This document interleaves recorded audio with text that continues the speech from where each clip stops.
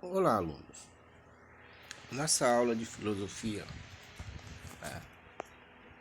eu sou o professor Francisco Carlos e hoje nós iremos estudar, continuar estudando sobre teoria do conhecimento na nossa apostila, na página 77 a 78.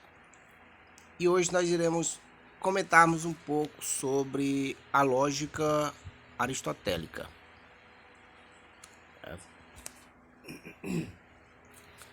Como nós conhecemos, como nós sabemos, Aristóteles foi discípulo de Sócrates.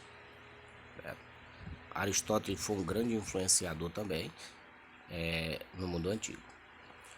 Vejamos aqui, antes de Aristóteles, não houve nenhum filósofo que se preocupasse com a formalização de regras que pudessem garantir a validade do raciocínio e argumentos. Este é, propriamente o objeto da lógica. Como destaca Zigano, isso em 2002, para Aristóteles era mais desafiante encontrar uma forma de organizar a massa de dados do conhecimento do que propriamente reuni-lo. Então, no pensamento de Aristóteles, organizar era mais difícil do que reunir os conhecimentos. E antes dele, não houve nenhum filósofo que se preocupasse, Não tinha aquela preocupação de seguir ali uma regra de raciocínios, ou uma regra básica de argumentos, que pudesse assim validar esses dois métodos, o método, a questão do raciocínio e a questão também dos argumentos. Precisaria ali regras e antes dele não houve assim, vamos dizer, filósofo que se preocupasse com essa formalização de regras. Então, podemos entendermos que Aristóteles foi sim um organizador, formalizador de regras no que se diz a questão do raciocínio e do argumento, dos raciocínios e argumentos. Vejamos aqui, Aristóteles percebeu que se fazia necessária uma classificação dos conhecimentos, porque antes, como nós podemos entender e vermos, antes não existia uma classificação de conhecimentos. Hoje nós temos várias classificações. E basicamente o princípio de nossas classificações que nós temos hoje em relação ao conhecimento partiu do pensamento de Aristóteles. Que pensamento era esse? De organizar e classificar, Classificação dos conhecimentos. Então, nesse caso, ele dividiu as ciências em teóricas, no caso seria a matemática, a física e metafísica. Ele também classificou como práticas, que é a ética e a política. Criou também a área do conhecimento chamada produtivas, que envolve o quê? Envolve a agricultura, metalúrgica, culinária, pintura, engenharia e etc. Então, além disso, viu-se necessário concluir que é fundamental estudar o procedimento correto que deve orientar uma investigação em qualquer uma dessas áreas. Em qualquer dessas áreas. Então, Aristóteles ele procurou organizar, ele procurou classificar, criar classes. Então, as classes que ele criou foi essa, questão da teórica, os conhecimentos teóricos. Nessa classe estava quais os conhecimentos? Seriam matemática, física e metafísica. Teria também a classificação do conhecimento prático, né? Nós podemos ver aqui, né, o conhecimento prático, ou as práticas, certo?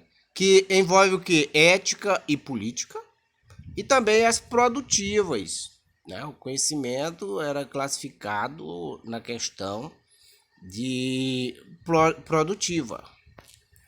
Nesse caso já envolvia mais, envolvia agricultura, metalúrgica, envolvia culinária, pintura, engenharia e entre outras, tá? Mas para tudo isso, ele procurava o que também? Que era necessário procedimentos corretos, ou procedimento correto, que iria orientar, que iria mostrar horizontes, certo?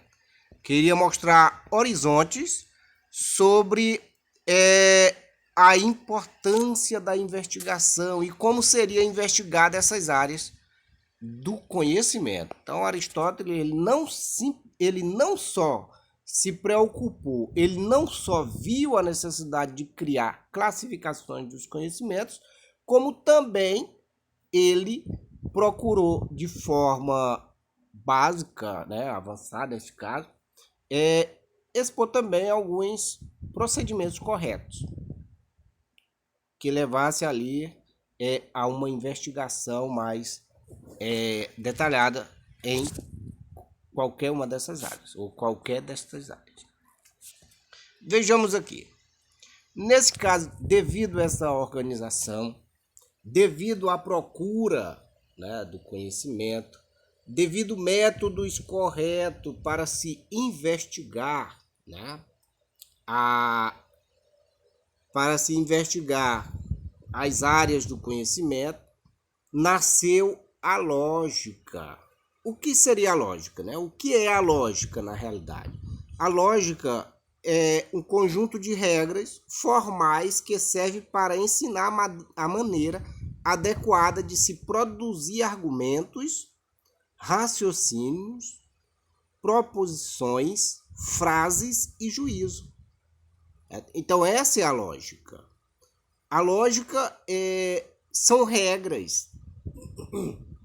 São regras que procuram ali ensinar a maneira adequada, né? Adequada.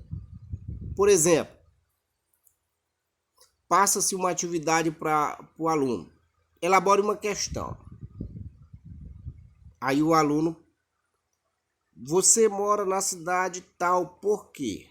Normalmente, dentro da lógica, o porquê, que seria a interrogação, viria antes, né? A questão porquê separado. Viria antes do texto, nesse caso. Você mora na cidade tal. Por quê? O mais correto, normalmente, o argumento, né, seria: porque você mora na cidade tal.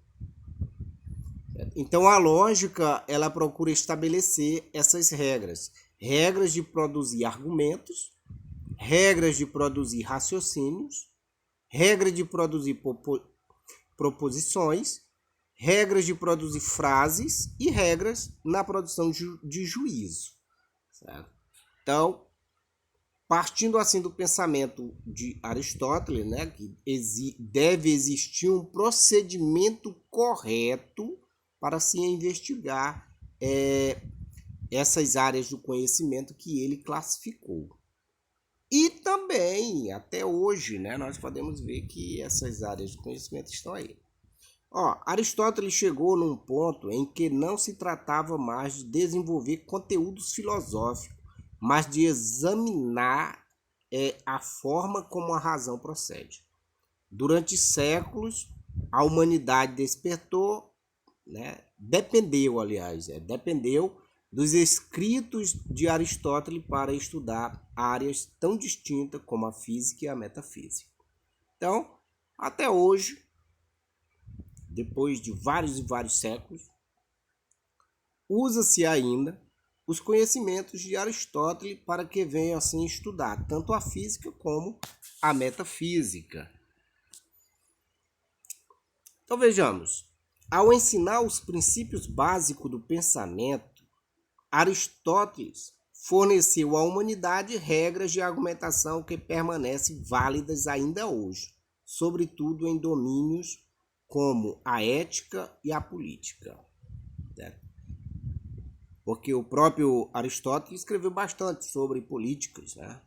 Então, serve até hoje as regras básicas de argumentação.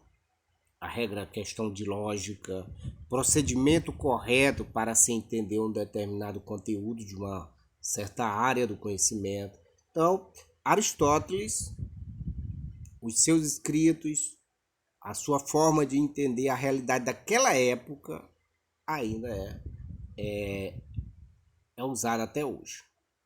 Por quê?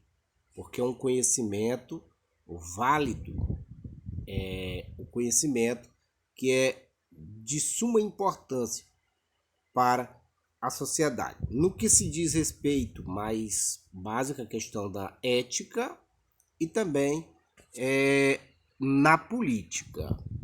Então aqui nós temos nossa atividade. A atividade consiste apenas em uma questão e vocês vão pesquisar o conceito dos termos a seguir.